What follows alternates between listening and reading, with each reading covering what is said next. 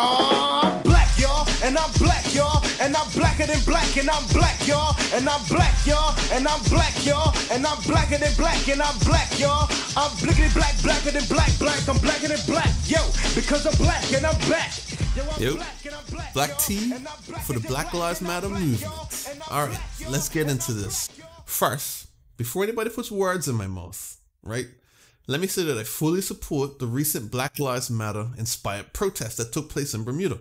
Racism is a disease that has been plaguing this planet for hundreds of years. So if we can shut down borders and quarantine an entire country in response to the coronavirus, we can march and bring attention to systemic racism that oppresses black people in this country. End of story. But the same way that the early days of the George Floyd protests were violent and mostly aimless, I can't help but feel that the Black Lives Bermuda movement is having the same chaotic beginning. For example, why deny the police a chance to participate?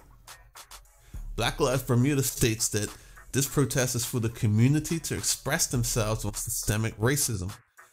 And in the same statement they say, the BPS requested to join the movement and march with the community, but respectfully we declined. Aren't the police part of the community? There are hundreds of Bermudian police officers on the island, mostly black, and you're going to deny them a chance to participate in a community event? What function does that serve? Wasn't this a chance to bring all parties to the table, police included? Then there was a call to boycott a random business each week, starting with Supermart.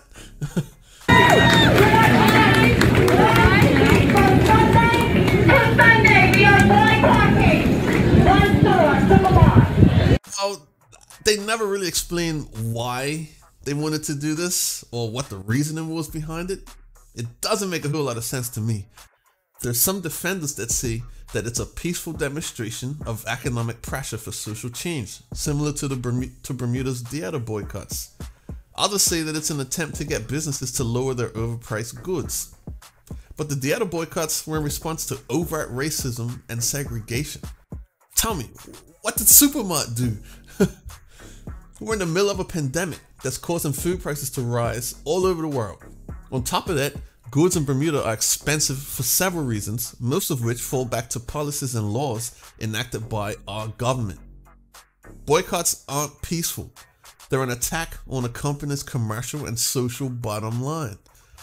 So what purpose does it serve to use this boycott like a weapon and just shoot at random targets? It don't make no sense. What I saw during that march was an entire community of people, black, white, and everybody in between, coming together and collectively saying that Black Lives Matter, and we will not tolerate racism and inequality in this country. It was a beautiful thing. But now that you have our attention and our participation, you gotta use it wisely, or this movement will die out as quickly as it started. Plan your next steps carefully. Clearly state your intent, and if the goal is to expose predatory business practices, do things like looking into the banks who report record profits while imposing new fees that disproportionately affect their poor customers.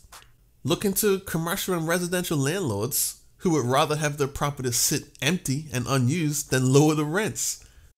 Identify companies that import cheap foreign workers instead of hiring Bermudians that are applying for the same jobs. Question the government, whose mismanagement of the budget has put our island in massive amounts of debt, and who continually choose to raise taxes on the working class while refusing to address their spending problems. I hope this doesn't come across as overly critical, because that's not my intention. I think the Black Lives Bermuda organizers have done a great job so far. But just as the George Floyd protests evolved from something that was violent and aimless into a focused and largely peaceful movement against police brutality, we need to decide where we're going from here, and where this energy can be best applied to make real, meaningful, and lasting change in Bermuda. Anyway, that's all I have to say about that. Hope you enjoyed the video. If you did, consider hitting that like button. And if you want updates on my newest videos, consider subscribing. But for now, have a great day.